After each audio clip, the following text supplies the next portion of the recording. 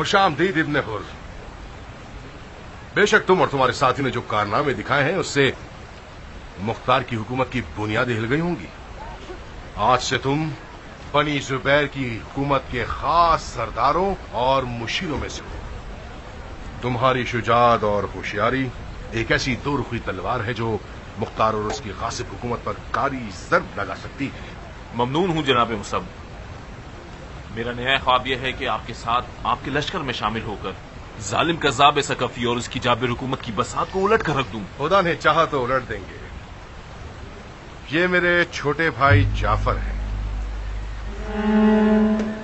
انہیں دیکھ کر خوشی ہوئی. تم نے دیر کر دی. ہم تو کل تمہارے منتظر تھے. مختار نے میری بیوی کو قید کر لیا تھا. مجھے مجبوراً کل رات محل کے زندان پر شبخون مار کے اسے آزاد کروانا پڑا. کیا واقعی تم کامیاب ہو گئے؟ جی ہاں. اس وقت میری بیوی ایک پرامن جگہ پہ ہے. مختار کو یہ سب پتہ چلا کہ نہیں؟ یقیناً اس بات کی خبر اب تک اسے مل گئی ہوگی. مرحبا مرحبا. پھر تو یقیناً مختار اور اس کی حکومت اس وقت کسی مرنے والے کی طرح جان کنی کی حالت میں ہوگی. ابراہیم ابن مالک اشتر نخعی کی طرف سے فخر شیعہ امیر مختار کو درود و سلام ہو آپ پر. اما بعد، آپ کا خط ملا اور ہم اس کے مضمون سے مطلع ہوئے اور تعجب بھی ہوا. بظاہر موصل اور شام کی خبریں آپ کو غلط موصول ہوئی ہیں. عبد الملک ابن مروان ایک بڑی فوج کے ساتھ موصل کی جانب آ رہا ہے. شامیوں نے پچھلی شکست کو بدر ثانی کا نام دیا ہے اور اس کے انتقام کے لیے کھڑے ہو گئے ہیں اور اپنی سوچ کے مطابق ایک دوسری احد رقم کرنا چاہتے ہیں. موصل، تکریت اور دیگر شہروں کے لوگ ہماری مدد کرنے کے جرم میں قتل عام اور مال و ناموس کے لٹنے کی زد پر ہیں اور شدید وحشت زدہ ہو گئے ہیں. اس وقت موصل کو چھوڑنا وہی غلطی ہوگی جو لشکر خدا نے جنگ احد میں کی تھی. آپ بہتر جانتے ہیں کہ موصل کو کھو دینا قیام کی کمر توڑ دینے والا قدم ہوگا. بہرحال آپ کا حکم سر آنکھوں پر. امیر کی مدبرانہ رائے کے منتظر ہیں. والسلام. عجب. لشکر شام کو یہ آسمانی بجلی ہے جو شام میں کڑکے گی تو اس کی آواز موصل میں سنائی دے گی. ابو مفلس، ابراہیم کو لکھ بھیجو کہ قیام کی کمر توڑنے کا جو مسئلہ آج سر پہ کھڑا ہے وہ مصعب اور بصرے کا مسئلہ ہے. فوراً موصل کو چھوڑ دے اور بصرہ کی طرف دوڑ پڑے. جی امیر. خط کے اندازے گفتگو نے برہم کر دیا. مجھے لگتا ہے کہ ابراہیم موصل کو چھوڑنا نہیں چاہتا. ممکن ہے موصل کے لوگوں کی محبت نے اسے روک لیا ہو اور وہ ان کی نمک حلالی کرنا چاہتا ہے. اس کے دلائل سست، رائے شبہات سے بھرپور اور اس کی نافرمانی بھی دلیرانہ ہے. مجھے نہیں لگتا کہ وہ موصل سے واپس آئے گا. دل میلا مت کیجیے. ابراہیم اس سے کہیں زیادہ عقل مند ہے کہ پیٹ دکھانا چاہے یا خدا نہ خواستہ خیانت کا ارادہ رکھتا ہو. اقتدار کے لباس میں دھوکہ اور فریب بہت ہوتا ہے. میں نے ایک چیز سیکھی ہے کہ حکومتی معاملات میں خیانت سے بے خوف ہو کر کسی پر بھروسہ نہ کروں. اس طرح تو مجھ جیسے لوگ بھی کسی الزام یا بددینی کی زد پر ہیں. انتقام ہے.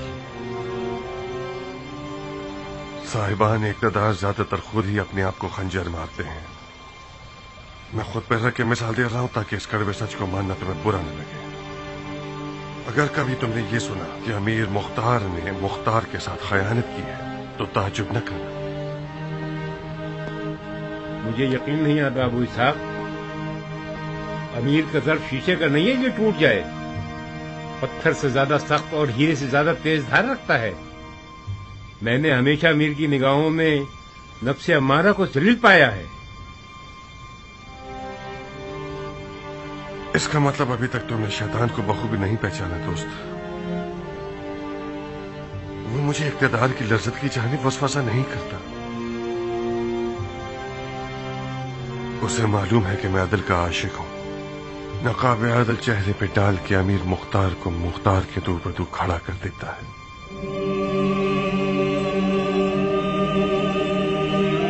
اتنے زیاد کے کٹے ہوئے سر کی بجائے مجھے امیر مختار کا سر دکھاتا ہے. تم کہاں ہو ابو اسحاق؟ حقیقت کی بات کر رہے ہو یا خواب و خیال کی؟ جو شخص خدا کے قریب ہوتا ہے اس کی حقیقت اور خواب کے درمیان کوئی جھلک نہیں ہوتی. جب ہم ڈراؤنے خواب دیکھنے لگ جاتے ہیں تو ہم شیطان کے قریب ہوتے ہیں.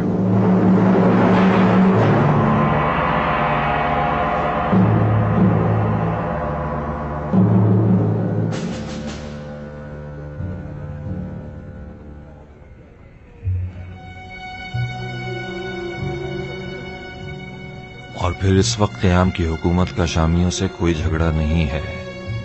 ہمارا شام کی سرحدوں کی طرف لشکر کشی کرنے کا مقصد ابن زیاد تھا، جو بلطف خدا اور آپ کی اور خدا کے لشکر کی محنتوں کے باعث واصل جہنم ہو گیا. فی الحال فوری اور حتمی خطرہ بنی زبیر ہیں، جنہوں نے مولا کے کچھ قاتلوں کو پناہ دی ہوئی ہے اور قیام کے خلاف سفارائی کر چکے ہیں. ان سے مقابلہ کرنا فوری طور پر ضروری ہے. بہتر ہوگا کہ آپ فوراً بصرہ کے لیے روانہ ہو جائیں.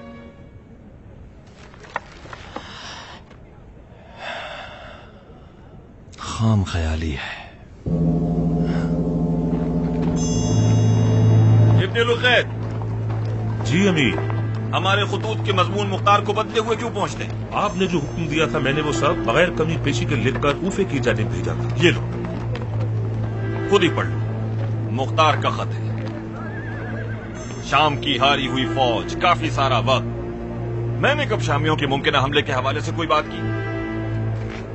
کچھ دیر نہ ہوگی کہ عبد الملک مروان ابن مرجانہ کے انتقام کے لیے ایک بڑی فوج تیار کر لے گا.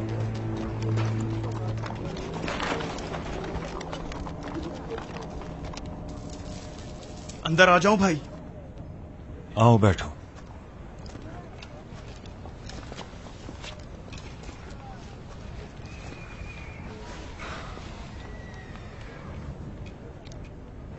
ایسا کیا لکھ دیا اس نے کہ آپ اسے باہر ہو گئے؟ لکھا ہے عبد الملک ابن مروان کو چھوڑ دیں اور مصعب کی طرف نکل پڑیں. تو اس میں غصہ ہونے والی کیا بات ہے؟ تو پھر میں پاگل ہوں جو گھر بار چھوڑ کر اپنے آشیانے سے لاکھوں میل دور زرہ اور خود پہن کر سوتا رہا ہوں، صرف ایک احتمال کی فکر میں. عبد الملک مروان صرف ایک وہم ہے. میں نے خواہ مخواہ اس کو اپنی پر طاری کر لیا ہے. جب مختار کی بیعت میں ہے تو اس کی اطاعت کرنا لازم ہے.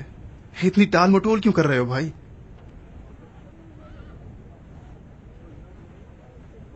تم میری جگہ ہوتے تو کیا کرتے؟ مختار کو راضی کر کے موصل میں رک جاتا تاکہ مروانیوں کی اینٹ سے اینٹ بجا سکوں.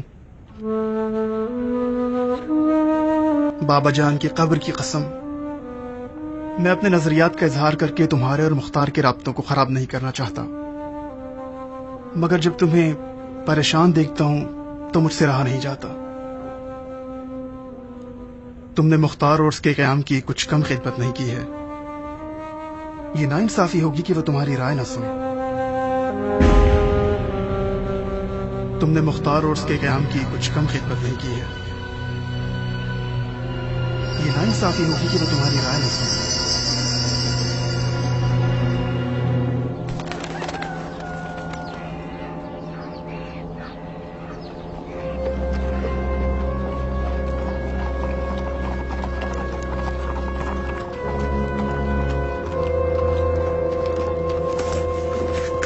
وعلیکم السلام.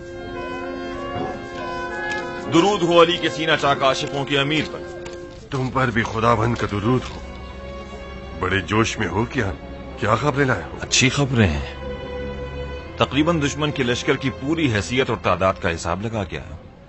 میں آپ کو دشمن کی فوج کی بالکل صحیح تعداد کو گنتی سے اور ان کے کھانے کی اشیاء کو رائی کے دانے کے حساب سے اور ان کے گھوڑوں اور گدھوں کی اور اونٹوں کی تعداد کو اور ان کی تلواروں، ڈھالوں اور زروں کی ایک ایک کر کے تعداد بتا سکتا ہوں۔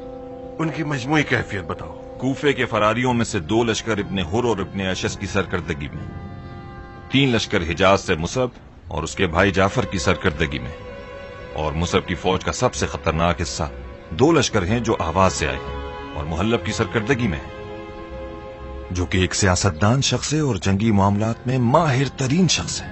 محلب،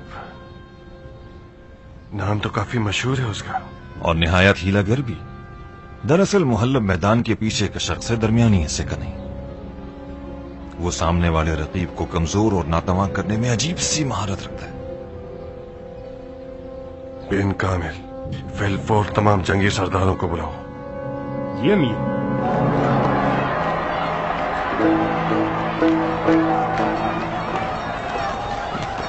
کہتے کہ گھر میں جمع رکھی ہے تاکہ کل سونے کی قیمت میں بیچ سکو۔ تم لوگوں کو جنگ کی بھوک کیا آ گئی؟ تم نے لوگوں کا چکا چھپا رکھا ہے تاکہ وقت آنے پر لوگوں کو لوٹ سکو۔ جسے تم خمس و زکات دیتے ہو اس سے گندم مانگو۔ سارا فساد میری وجہ سے ہے یا کسی اور کی وجہ سے؟ اے لوگوں، یہ لوگ پتھر دل ہیں، ان کے ضمیر مر چکے ہیں۔ قحط پڑ گیا ہے کیونکہ جنگ ہونے والی ہے۔ ان بیچاروں کا کیا قصور ہے؟ جاؤ اپنا رزق ان لوگوں سے مانگو جنہیں جنگ کی بھوک لگی ہوئی ہے۔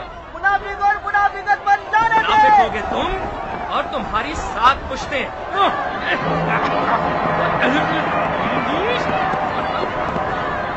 لگتا ہے ان لوگوں کو ہم سے زیادہ جنگ کی خبریں ملی ہوئی ہیں۔ یہ کوفیوں کی خاصیت ہے صاحب، گڑبڑ کی بھنک بھی پڑ جائے تو بازاروں کو خالی کر دیتے۔ یہ محلب کی چال ہے احمد، اس نے اندر سے حملہ شروع کیا ہے۔ افسوسناک خبر یہ ہے کہ محلب نے جنگ کا پہلا تیر کوفے کی جانب مار دیا ہے۔ بدنصیبی سے وہ کوفے کے لوگوں کے دلوں پہ جا لگا ہے۔ جنگ اور قحط سالے کے ڈر سے کوفے والے گویا ٹڈیوں کی طرح بازاروں پر ٹوٹ پڑے ہیں۔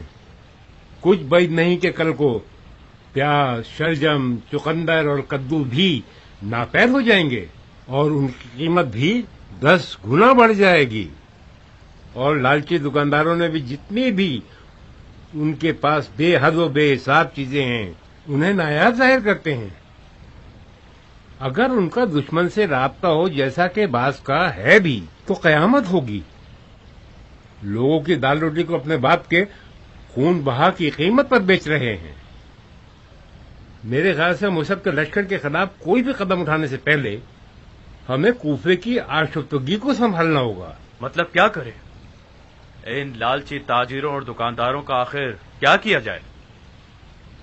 اگر چند افراد کو سزا دے دیں تو باقی فوراً سیدھے ہو جائیں گے۔ جنگ کے باعث پڑ جانے والی قحط سالی کا خوف دشمن کی چال ہے تاکہ ہمیں کوفے کے اندر ہی مصروف کر دے۔ اگر ہم ان لالچی تاجروں اور دکانداروں سے نمٹنے میں ہی مصروف ہو جائیں تو دشمن موقع سے فائدہ اٹھا کر کوفے کے دروازے تک آ جائے گا اور جنگ کو شہر کے اندر تک لے آئے گا۔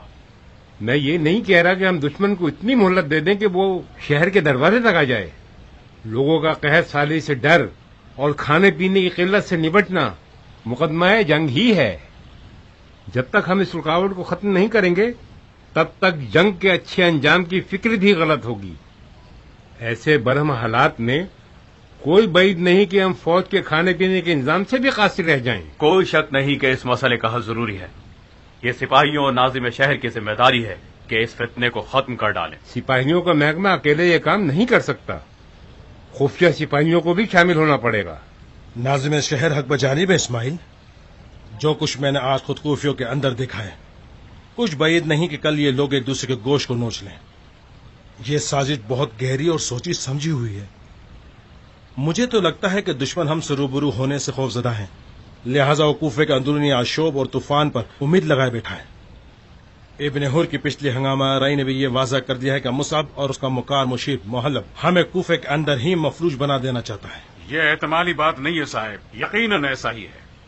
زبیر کے بیٹے میدان جنگ میں خدا کی فوجوں کا سامنا کرنے سے ڈرتے ہیں۔ یہ تو طے ہے کہ انہیں ہمارے جنگی انداز کی خبر ہے اور یہ معلوم ہے کہ ہمارے لڑنے کی قوت 10 پر 1 کی ہے۔ ہمارا شامیوں کے اتنے بڑے ڈھیروں ڈھیر لشکر پر اور جدلی کا بغیر اسلحے کے مکے میں غلبہ پا جانا اس بات کی تائید کرتا ہے کہ آل زبیر ہم سے لڑنے سے خوف کھاتے ہیں۔ लिहाजा वो लोग हीलों और मक्कारियों का दामन थाम रहे हैं। आज उन्होंने कहात के खौफ को आलाए कार बनाया है और कल अरब और अजम का तनाजा उठाएंगे और परसों ये अफवाह उड़ा देंगे कि इब्राहिम और मुख्तार के दरमियान नाचाकी हो गई है। जब तक इन लोगों की जड़ें न काट दी जाए इनका खतरा टल नहीं सकता।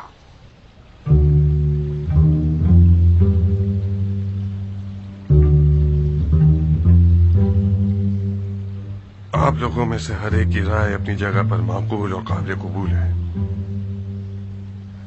मैं बिन शुमैद की राय से मुत्तफिक हूं। खुदा ने दुश्मन के दिल में हमारा रूप बिठा दिया है, ये एक बड़ी नेमत है। जुबैर का मनहूस बेटा कूफे को मुस्लिम इलाकों की दुल्हन शुमार कर चुका है और उससे निकाह करना चाहता है, और उसका खुतबा निकाह वो पहले ही पढ़ चुका। खुदा ने चाहा तो उसकी शादी को अज़ा में बदल कर रख देंगे। बिन शुमैद, बिन कामिल और कियान, तुम लोगों का काम यह है कि फौज को नुखैला की तरफ निकलने की खबर सुना दो और अपने आप को भी सफर के लिए तैयार कर लो। बिन शुमैद फौज का सिपहसालार है, उसका हुक्म मानना सबके लिए लाजिम है। और मैं साहिब इस्माइल और अब्दुर्रहमान के साथ मिलकर कूफे की हालत को दुरुस्त करने की कोशिश करता हूं।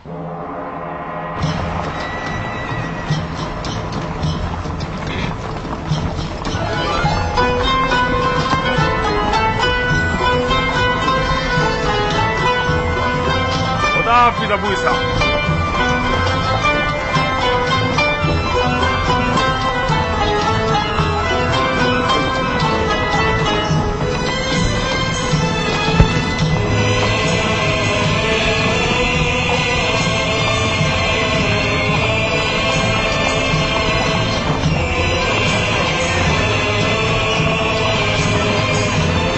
हाफिज अबू इसा।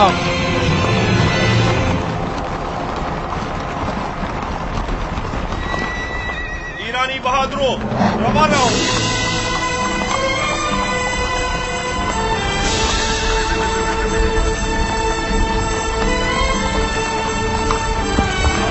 खुदा हाफिज।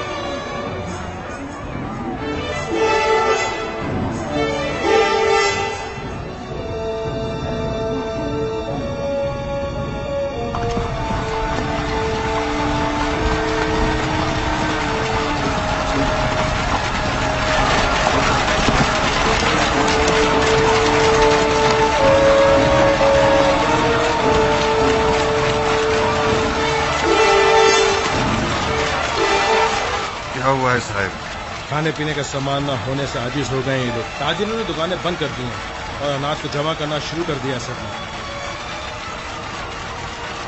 लोगों के खाने पीने का मसला आज ही हल हो जाना चाहिए। फिर और कूफे के तमाम बड़े ताजिरों और दुकानदारों को हाजिर किया। जी हमें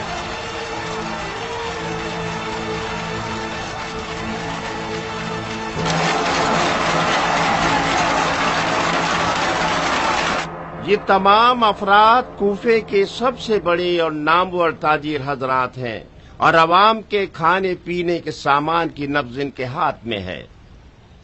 तमाम शहर के सादो सामान और अनाज वगैरह की कीमतों के उतार चढ़ाव और माल की कमी बेशी इन लोगों के इरादे के तहत होती है।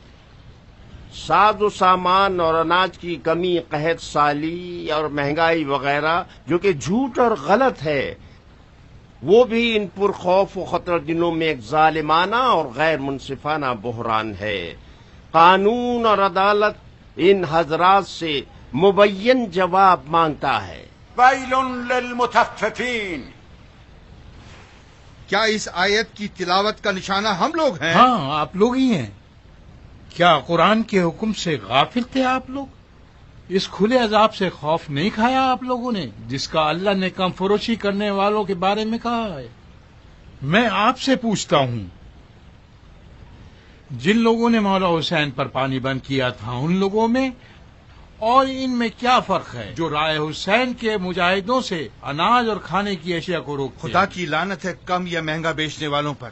امیر نے حکم دیا کہ ہم آئیں اور موجودہ مہنگائی اور مال کی کمی پر سر جوڑ کر بیٹھیں اور حل نکالیں۔ آپ کے خطاب سے یہ نظر آ رہا ہے کہ ہم لوگ ہی ملزم ہیں۔ آپ کو نہیں لگتا کہ کوئی غلط فہمی ہوئی ہے؟ آپ لوگ جانے یا انجانے میں دشمن کا ساتھ دے رہے ہیں اور اس کی کھیتی باڑی کی آبپاشی کر رہے ہیں۔ اس حکومت نے آپ کا کیا بگاڑا ہے، بلکہ مالی حساب و کتاب میں آپ کے مفادات کا ہی لحاظ کیا ہے۔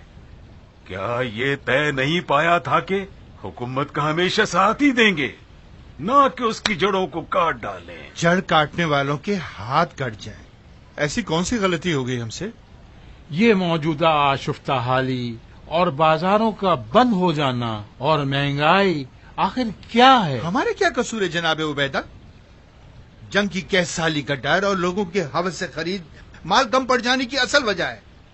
جب لوگ اپنی روزانہ ماہانہ ضرورت سے بھی زیادہ خریداری کر لیں تو گودام خالی ہو جاتے ہیں اور دکانیں بند ہو جاتی ہیں۔ جب مال نہیں ہوتا تو دکاندار اپنی دکانیں بند کر دیتا ہے تاکہ کم گالیاں سنے۔ مال کیوں نہیں ہے؟ کیا اناج کو کیڑے کھا گئے؟ اس سے بھی بدتر ہے جناب عبیدہ، چند دنوں سے لوگ درندوں کی طرح ہر چیز پر لپک رہے ہیں۔ مجھ ناچیز کا گودام بھی دالوں سے بھرا ہوا تھا جو تقریباً 1 سال تک چل سکتا تھا، جس میں کیڑے پڑ جانے کا خطرہ تھا۔ آپ یقین کیجئے پچھلے 2-3 دنوں کے اندر میری دکان ہتھیلی کی طرح بالکل صاف ہو گئی ہے۔ کوفے کا بازار عربوں کی تجارت کا سب سے بڑا مرکز رہا ہے۔ اس کے گوداموں کا ذخیرہ کم سے کم 3-4 سال کی قحط سالی سے نمٹ سکتا ہے۔ باوسو خبروں کے تحت اب تک جو بھی سامان بکا ہے وہ صرف کچھ ہلکی قیمت والی ہلکی نوعیت کی چیزیں تھی۔ یہ بات واضح ہے کہ بازاروں کی موجودہ پرآشوب حالت دشمن کا ہی ایک فتنہ ہے تاکہ حکومت کے گھٹنے ٹیکے جا سکے۔ عدالت کے معزز اراکین، میرے پاس کچھ ایسے ثبوت موجود ہیں کہ انہی حضرات میں سے بعض افراد کچھ اجنبی اور مشکوک خریداروں کے ساتھ لین دین رکھتے ہیں۔ ان اجنبی اور مشکوک افراد نے سارے گوداموں کے مال کو ایک ساتھ خریدا ہے تاکہ کوفے سے باہر لے جا سکیں۔ ان کا خریدا ہوا بیشتر مال آٹا، گندم اور جو تھا۔ افسوس کی بات یہ ہے کہ گندم کے 2-3 بڑے بڑے ڈھیر کوفے سے باہر لے جائے گئے ہیں۔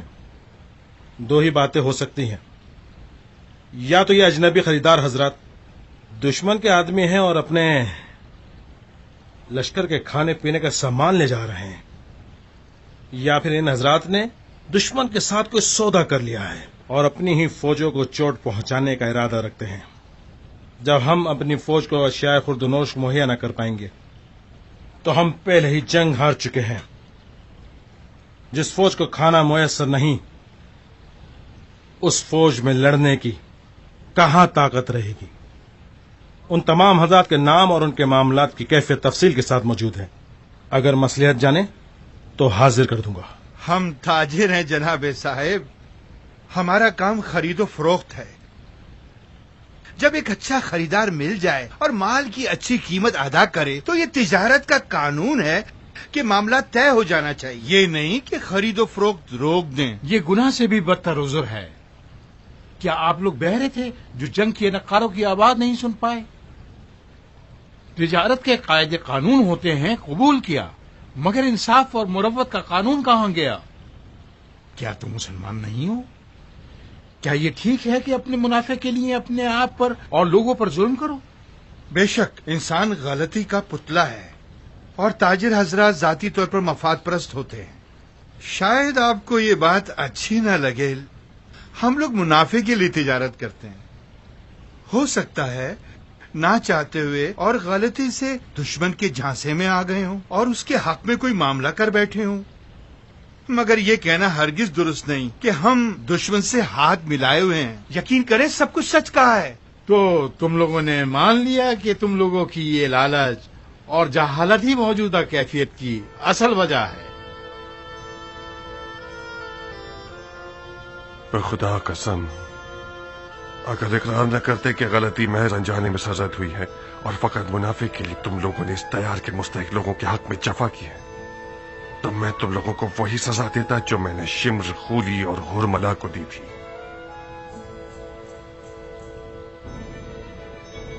صاحب، ان حضرات کے گوداموں کا تمام تر موجودہ مال لکھ کر ضبط کر لیا جائے. آج سے لوگوں کی ضروریات کو گوداموں میں جمع کرنا جرم ہے، اور اب ایک پوری بھی کوفے سے باہر نہیں جائے گی. کچھ موجودہ مال بازاروں کی طرف بھیج دو تاکہ قیمتیں بدل جائیں. عبد الرحمن، تم بھی اسماعیل کے ساتھ کوفے کے ہر گھر کی اصل ضرورت کو معین کر کے انہیں حوالہ دو گے تاکہ اس کے مطابق خریداری کریں. اور ہاں، ضرورت سے زیادہ خریدنا بھی جرم شمار کیا جائے گا، اور مجرموں کو شدید ترین سزا سنائی جائے گی.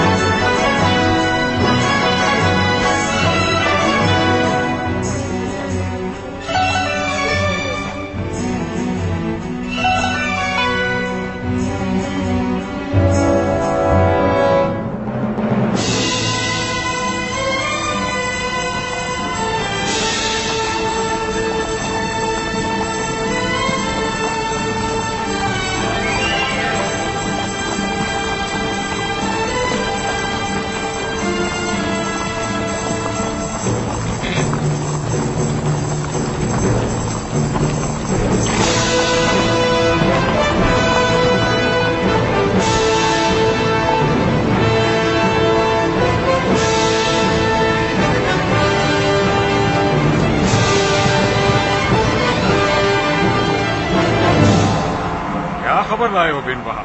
جشن اکبر سے نکل کر ہرورا میں پڑاؤ ڈالا ہے انہوں نے. میں نے بھی وہی تعداد دیکھی جو ابو عمران نے کافی پہلے دیکھ لی تھی. ان کی سپاہ کی تعداد کا کوئی خوف نہیں ہے بن وہب. ہمیں ان کی چال بازیوں سے محتاط رہنا ہوگا. یہاں سے ہرورا تک کتنا فاصلہ ہے؟ کم سے کم 2 منزلیں. دشمن سے 1 منزل پیچھے پڑاؤ ڈالیں گے.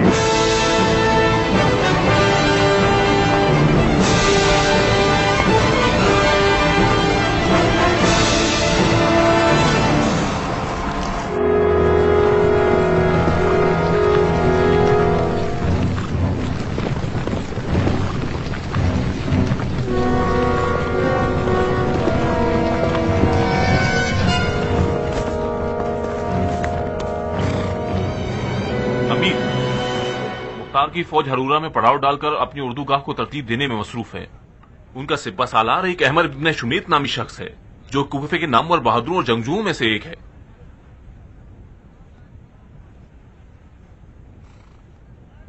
احمر تمام تر عربوں کی شمالی جنگوں میں شامیوں کے خلاف اشتر کے بیٹے کے ساتھ تھا اور تدبیر اور لشکر کی آرائش اور میدانداری میں ہر طرح سے حریف اور ماہر ہے. بن شمیت، یہ نام سنا ہوا ہے. تمہارے خیال سے ان کے لشکر کی تعداد اندازن کتنی ہوگی؟ جو تعداد میں نے دیکھی ہے کم و بیش 20,000 افراد ہیں۔ 20,000؟ کیا میں نے ٹھیک سنا ہے؟ جی امیر، اس سے زیادہ نہ ہو تو اس سے کم بھی نہیں ہوگی۔ اس کا مطلب ہمارے جاسوسوں اور مخبروں نے اب تک ہم سے جھوٹ بولا ہے۔ نظر زمین پہ کیوں گاڑ لی؟ کیا کوئی غلط بات کی ہے میں نے؟ چلو جناب بن حجاج، جناب بن اشس، تم لوگ جو مختار کے خوف سے کوفے کو چھوڑ آئے اور یہ دعویٰ کرتے ہو کوفے اور کوفیوں کو اپنی ہتھیلی کی طرح جانتے ہو، کیسے اس قدر غلط فیصلہ کر گئے اپنے اندازوں میں؟ تم لوگوں کا تو یہ کہنا تھا کہ مختار اگر بہت زیادہ بھی زور لگائے تو صرف 10,000 بہادروں کو کرائے پہ لے کر ہماری جانب روانہ کر سکتا ہے۔ یا تو تم لوگ کوفیوں کو اچھی طرح سے نہیں پہچانتے یا تمہارے جاسوسوں نے خیانت کی ہے۔ اگر اس کے علاوہ کچھ ہے تو بتائیے تاکہ ہم بھی باخبر ہو جائیں۔ یہ مختار قذاب کوئی جادوگر لگتا ہے۔ مجھے پکی خبریں ملی ہیں کہ کوفیوں کی اکثریت مختار کے خلاف ہیں۔ اس کا مطلب تو یہ ہوا وہ 10,000 جنگجو کوفے کی ماؤں کی اولاد نہیں ہے۔ مختار نے کوئی ورد پڑا اور 10,000 جنات کا لشکر حاصل ہو گیا اور انہیں بن شمید کے ساتھ ہم سے لڑنے کے لیے بھیج دیا، صحیح ہے نا؟ کیا کہہ سکتا ہوں امیر؟ مختار عوام کو دھوکہ دینے میں عجیب سی مہارت رکھتا ہے۔ جب ہم نے ہنگامہ آرائی کی تھی تو افواہ اڑا دی گئی تھی کہ ملائکہ ان کی مدد کے لیے آ گئے ہیں، اور احمق لوگوں نے یقین بھی کر لیا۔ آپ پریشان کیوں ہیں امیر؟ بالفرض یہ مان لیتے ہیں کہ جناب ابن حر نے فوج کی صحیح گنتی کی ہے اور فردن فردن گنا ہے جس میں غلطی کا کوئی امکان نہیں۔ ہماری فوج ان کی دگنی تیگنی تعداد میں ہے، ہمیں ان سے ڈرنے کی کوئی ضرورت نہیں ہے۔ میری پریشانی مختار کی فوج کی تعداد کے سبب نہیں ہے بن حجاج، میری پریشانی یہ ہے کہ ہمارے اتنے دشمن کے بارے میں جو معلومات ہیں وہ غلط کیوں ہیں۔ اگر ہم ان غلط خبروں پر بھروسہ کر کے دشمن سے مقابلے پر جائیں تو ہار بھی سکتے ہیں۔ امیر نے ہماری کمزوری اور دشمن کی طاقت کا خوب اندازہ لگایا ہے۔ ہم ان کے صحیح سوال کا بغیر ناپ تول کے کیوں جواب دینا چاہتے ہیں؟ میں آپ سے کچھ گزارش کرنا چاہتا ہوں امیر۔ مختار کے لشکر کے زیادہ تر لوگ عرب نہیں عجم ہیں۔ میں جناب بن اشس کی رائے سے متفق ہوں۔ کوفے کے عرب اور شریف زادوں کو مختار اور اس کی حکومت کچھ زیادہ پسند نہیں ہے، حتیٰ کہ حکومت کے افراد میں ایسے بہت سے لوگ ہیں جو جبرن مختار اور اس کی حکومت کی حمایت کرتے ہیں۔ یہ نہ ہوتا تو میں کبھی صرف چند افراد کے ساتھ مختار کی جڑوں تک نفوذ کر کے اپنی بیوی کو بھگا نہیں پاتا۔ ابن حر، یہ کوئی نئی بات نہیں ہمارے لیے۔ ہم سب جانتے ہیں کہ عجم حضرات مختار کے فدائیوں کی بڑی تعداد میں ہیں اور اپنی جان کے سودے پر اس کی حمایت کرتے ہیں۔ میں نے بارہا یہ سنا ہے کہ مختار کے لشکر میں زبان عرب بالکل اجنبی سی ہے۔ ہاں بالکل حق بجانب ہیں۔ خصلت مختار یہ ہے کہ اپنے ہیلوں سے اپنے حریف کو تشویش میں ڈال دے۔ میری رائے یہ ہے کہ امیر کے پاس مختار سے مقابلہ کرنے کے لیے زیادہ محکم موقف موجود ہے۔ جناب محلب مختار کے سحر و جادو توڑنے میں اور جنگی مشکل گروہوں کو کھولنے میں یکتائے زمانہ ہے۔ بہتر یہ ہوگا کہ ان جیسے کے ہوتے ہوئے امیر غصہ نہ کرے تاکہ تمام سپاہی بھرپور انداز میں میدان میں اتر سکے۔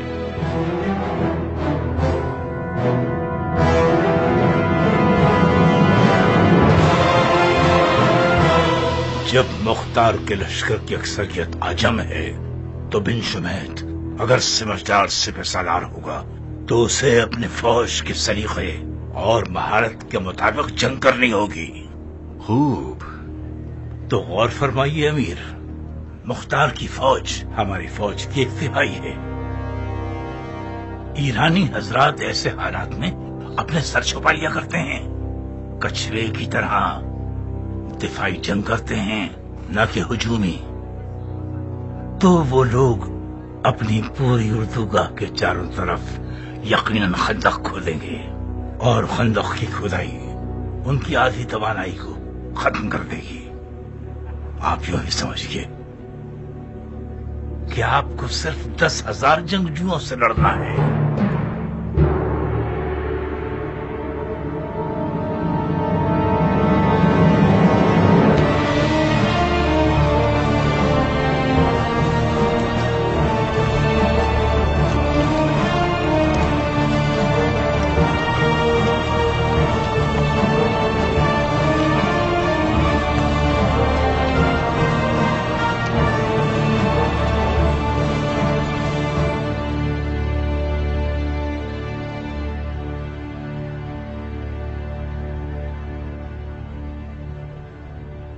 हम हाजिर हैं। तवज्जो कीजिए, दुश्मन के लश्कर की कसरत और हमारे लश्कर की किल्लत के जेर नजर अपनी उर्दूगाह के चारों तरफ हमें जंगे अहजाब की तरह खंदक खोदना होगी ताकि हर लिहाज से महफूज रहे। ये राय बुरी नहीं है। तुम्हारी क्या राय है अबू उमरा? चाहे जो भी हो, खंदक की खुदाई एक जंगी हरबा है जो ईरानियों से मखसूस है। मेरे ख्याल से जनाब बिन वहाब मजाक कर रहे हैं। मैं जाती तौर पर मज़ाहिया मिजाज रखता हूँ, मगर खंदक खोदने के सिलसिले में मजाक नहीं किया मैंने, क्योंकि मुझे यकीन है कि हम खंदक खोद के दुश्मन को नाकाम बना देंगे। खंदक की खुदाई, वो भी इस पथरीले बयाबान में? ये तो खिलाफ मसलिहत है। जनाब अबू उमरा, क्या आपके पास इस मुखालफत के लिए कोई दलील भी है? एक तो ये कि खंदक खोदना एक शहरी दिफा का तरीका है। जिस बयाबान में दुश्मन मैदान जंग को लम्हा ब लम्हा बदल सकता है, खंदक की खुदाई एक बेहुदा शय है। दूसरा नुक्ता, खंदक की खुदाई का मतलब दुश्मन की ताकत को कबूल कर लेना, दुश्मन की ताकत का इकरार, यानी उनके जोश और जज्बात को दुगना कर देना और हमारे अपने लश्कर के जज्बात को कमजोर कर देना। तीसरा नुक्ता, खंदक की खुदाई यानी दिफाई तौर पर सर छुपा लेना, जबकि हम दुश्मन पर हुजूम करने आए हैं। चौथा नुक्ता, खंदक की खुदाई फौज की तवानाई को जाया कर देगा, लश्कर थक जाएगा, थकी हुई फौज की जंगी तवानाई कम हो जाती है। पांचवां नुक्ता, काफी है अबू उमरा, मैंने और मेरी 7 पुश्तों ने हार मान ली। भाइयों, मुझे लगता है अबू उमरा के दलाइल माकूल और जानदार हैं। इब्ने वहाब, अपने जासूसों से कहो दुश्मन की तमाम तर हरकत को हूबहू बताएं। खुदा ने चाहा तो हम हरूरा को दुश्मन का कब्रिस्तान बना देंगे।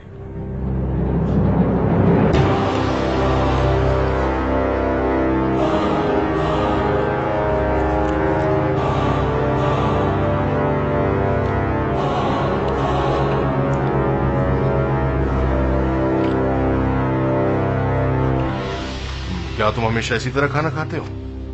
कैसे खा रहा हूं? इश्तिहा के साथ और हिर्स के साथ।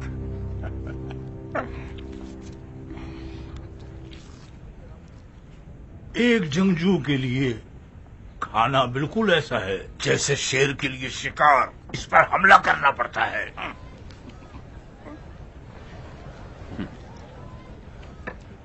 ताबीर अच्छी है तुम्हारी, तो फिर हम जो इत्मीनान से खाना खाते हैं जंगजू नहीं कहलाएंगे? हर काम के लिए अलग फलसफा होता है। जंग के वक्त पर शुजाअत, नमाज के वक्त पर इताअत, कज़ावत के वक्त पर इंसाफ, अमीरी के वक्त दरायत, खाने के वक्त शकावत और सोने के वक्त रहने दो। तो फिर हमें भी सिखा दो कंजूस। देख के खुद सीख लो बंदे खुदा। किसी ने तुम्हारे हाथ पांव तो नहीं बांधे? आंखें देखने वाली, कान सुनने वाले, जबान बोलने वाली, उम्र भी कमाल की है और अक्ल बेहिसाब है माशाल्लाह। ज़ाहिर नसीब तुम्हारे। काश तुम्हारे ये फलसफे हमारे लिए भी काबिल कबूल होते। क्यों न हो जाने दिल, बताइए। सबसे बड़ी बुराई मुख्तार है मुअल्लब। मुख्तार से मुकाबला करने की फिक्र ने हमारा खाना पीना और नींद हराम कर दी है। अब तो नमाज में भी ज्यादा शक करने लगा हूं। तो इसीलिए जमात पढ़ाना छोड़ के फरादा नमाजें पढ़ते हो? क्या करूं, जो इमाम जमात शक्की हो उसकी नमाजियों की नजर में कोई इज्जत नहीं होती।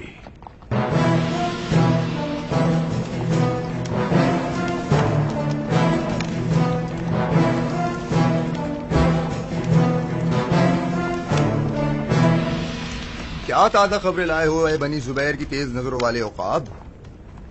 अमनो अमान है शहजादे। मुख्तार के बेलचे और कुल्हाड़ियों की क्या खैर खबर? बेलचों और कुल्हाड़ियों की जरूरत नहीं है। सब लोग अपनी तलवारों को सैकल कर रहे हैं। सच कह रहे हो?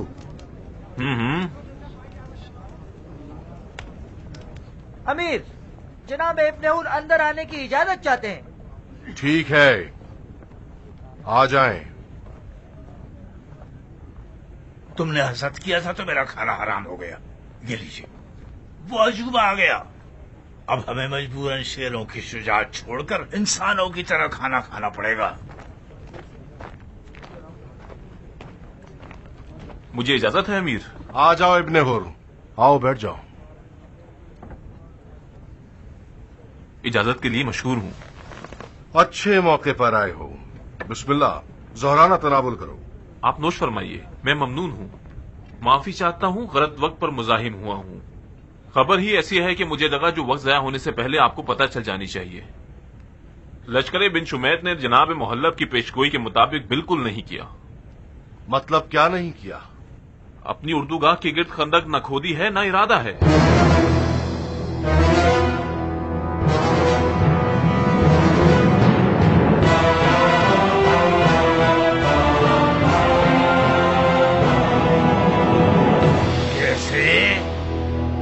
बज़ाहिर बिन शुमैत खंदक की खुदाई पर माइल था, मगर कैसाने अबू उमरा ने उसकी राय ठुकरा दी। क्या अबू उमरा भी बिन शुमैत के साथ आया है? जी हाँ, आया है। तो पहले क्यों नहीं पता चला? क्योंकि मुझे जरा बराबर भी ये गुमान न था कि कैसाने अबू उमरा एक आम सिपाही की तरह बिन शुमैत के रकाब में हाजिर होगा। पहेली तो ये है कि अबू उमरा के होते हुए मुख्तार ने अपने लश्कर की सिपा सलारी बिन शुमैत को क्यों दे दी? तुम क्या कहते हो इस बारे में? मुझे लगता है कि अबू उमरा मुख्तार के गजब का निशाना बना हुआ है। कैसे? जहां तक मैंने सुना है, जब अबू उमरा को हुरमुला ने ऐसा दाग दिया, उसे खाना नशीन बना दिया, कुछ अरसे तक हर शख्स और हर चीज पर शक करने लगा था, हत्ता कि मुख्तार और उसके क़याम पर भी। ये शक मुख्तार पर बहुत गिरा गुजरा। अब वो कैसे कमर सीधी करके हरूरा की तरफ आ गया और मुख्तार ने इसे रजामंदी भी दे दी, ये तो खुदा ही जानता है। हाथी को प्याले के नीचे छुपाना चाहते हैं? बहुत खूब, इससे ज्यादा अच्छा हरगिज न होता। क्या कोई मंसूबा है तुम्हारा? मंसूबा फकत ये है कि जनाबे इब्ने हुर इनमें फूट पड़वाएंगे।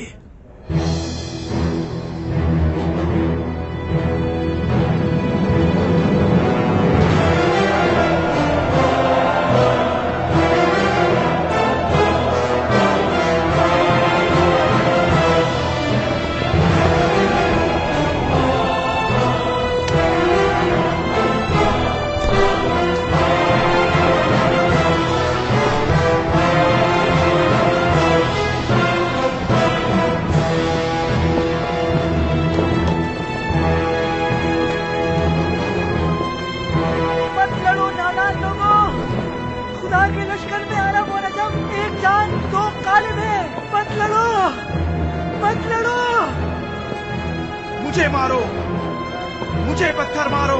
अरब और अजम का झगड़ा यानी लश्कर खुदा को तोड़ने की साजिश। मत लड़ो आपस में। तुमने मेरे घोड़ी की सीन चुराई है। क्या मैं कोई ऐरा कह रहा हूँ? मेरा हाथ छोड़ो। भाई मैं माफी मांगता हूँ, ठीक है? पहले तुम्हें साबित करना होगा कि मैं जीन का चोर। भाई मैं हूँ जीन का चोर। गिरबान छोड़ो, मसला खत्म करो। ये लोग अनकरीब तलवार खींच लेंगे। अगर किसी का खून बहा तो तुम गुनहगार होगे। तुम्हारे घोड़े की तो चांदी जड़ी हुई सींग थी ना, या फिर तुम छूटे हो, या फिर दुश्मन के जासूस होंगे। साबित होना चाहिए कि इस फितने की जड़ तुम थे। क्या गलती कर दी मैंने? कैसी जड़, कैसा फितना?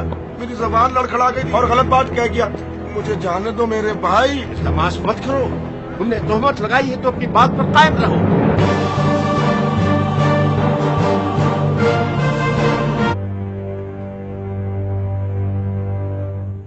मरहबा अरब। आजम पर दुरूद। क्या अमानतदारी दिखाई है? क्या यही था अपने आदिल अमीर की इताअत का तरीका जिससे आपने अपने मजलूम इमाम के खून के क़िसास के लिए बेअत की थी?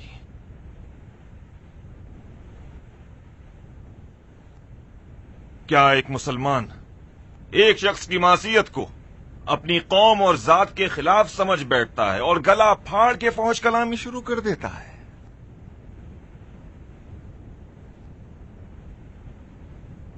तुम लोगों को क्या हो गया था जो अपने गुस्से को लगाम न दी? क्या तुमने सुना? इन लोगों ने अजम की तौहीन की है। क्यों नहीं, मैंने भी सुना। जो अजम चोर होगा उसे चले जाना चाहिए, और झूठा अरब दीवार पे दे मारने के ही काम आ सकता है। क्या ये सब तौहीन है? ये तोहमत है कियाल, एक गलत तोहमत। हाँ, तोहमत है। तो क्या झूठी तोहमत पर फौरन तलवार उठा लेनी चाहिए या उसे अदालत में ले जाना चाहिए?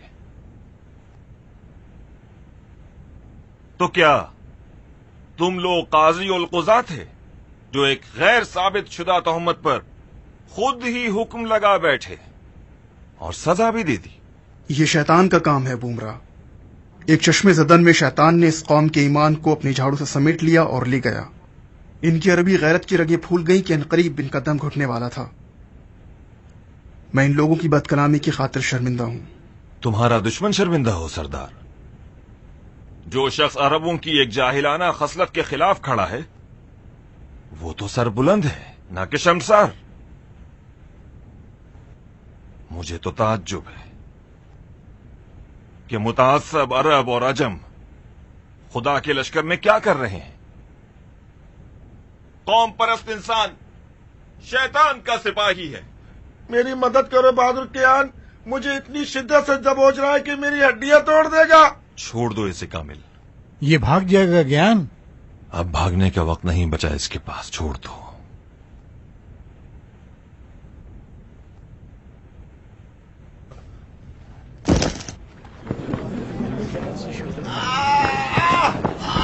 देखा आप लोगों ने? छोड़ दो। अगर इसकी दाढ़ी में तिनका ना होता तो क्या वो भागता? मुझे यकीन है कि वो दुश्मन का जासूस है। नहीं, ये तो इन लोगों को समझाना पड़ेगा जो छोटी सी बात पर गैरतमंद बन जाते हैं। जाने दो, छोड़ दो मुझे, छोड़ दो मुझे, मुझे जाने दो, छोड़ दो मुझे।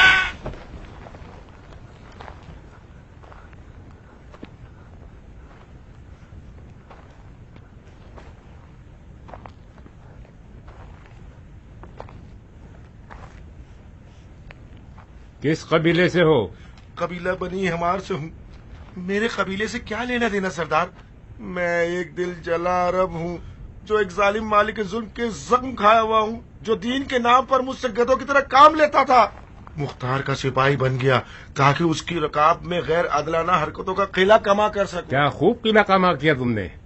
मुझे पता है मैंने गलती की है, मैं गुस्सा हो गया, और गुस्से वाला आदमी गधा होता है। जब एक अरब के पास घोड़ा है और उसके घोड़े की भी एक जीन है, जिस जीन पर लालच की जा सकती है उसे चुराने के लिए, इसका मतलब वो कोई माहिर जंगजू है।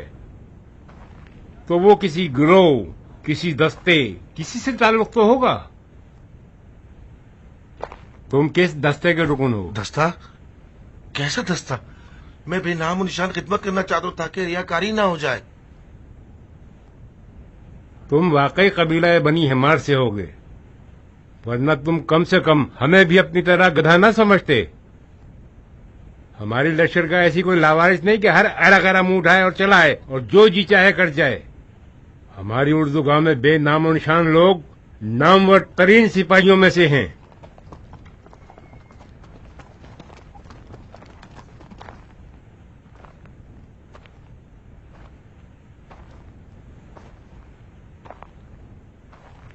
क्या तुम लोगों में कोई ऐसा है जो इस मशकूक अरब को जानता हो? पता नहीं कौन है। चेहरा जाना पहचाना नहीं लगता, इससे पहले कभी नहीं देखा। न जाने कौन है ये तो जासूस लगता है। हमारे दरमियान तो नजर नहीं आया ये। अगर तुम क्लार्क ज्वाइन कर लेते तो तुम्हारी निजात की उम्मीद बाकी रहती।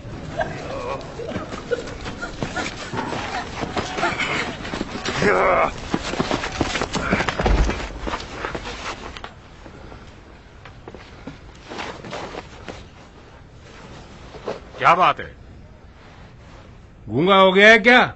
अब बोलते क्यों नहीं? ये क्या काम था तुम्हारा? बोलो। बताता हूँ, बस मुझे डराइए मत। अब मारिए नहीं, मुझे डराए तो मैं हकलाने लग जाऊंगा। अमीर अमीर अमीर। ठीक है, इसे कोई भी कुछ न कहेगा।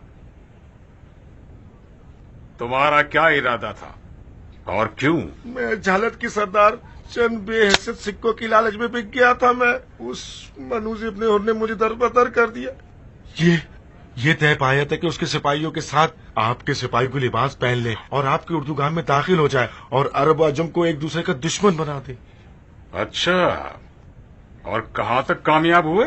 अजम पर चोरी का इल्जाम लगाया, उनके लहू ने जोश मारा, एक बड़ा झगड़ा शुरू हो गया और अरब हमारे साथ मिल गया और हमने ये नारा लगाना शुरू कर दिया, अजम तो झूठा है, दफा हो जा। अजम तो चोर है, दफा हो जा। अन करीब अरब और अजम एक दूसरे को काट देने वाले थे कि जनाबे किसान अबू उमरा वहाँ पहुँच गए और अजमों के गुस्से की आग को ठंडा कर दिया। तुम्हारे बाकी साथियों का क्या हुआ?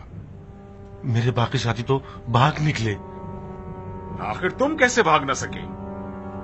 भला लंगड़ा शख्स भी कभी भाग पाया सरदार? अगर मेरे पास भागने को पाँव सही और अकले सलीम होते तो मैं अपने हुर के जाल में कभी ना फंसता। लगता है कि जुबैर के बेटे ने अपनी फौज के सिपाहियों से उम्मीद कता कर ली है। शायद इसीलिए वो इन औरतों वाली चालों पर तकिया कर रहा है।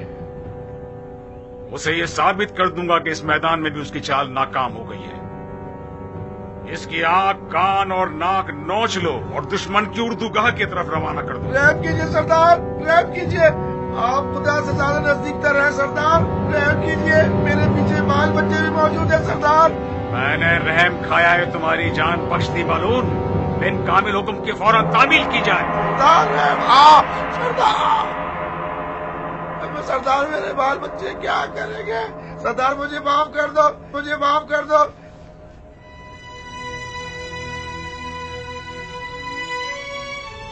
मैं शुक्रगुजार हुआ मुमरा।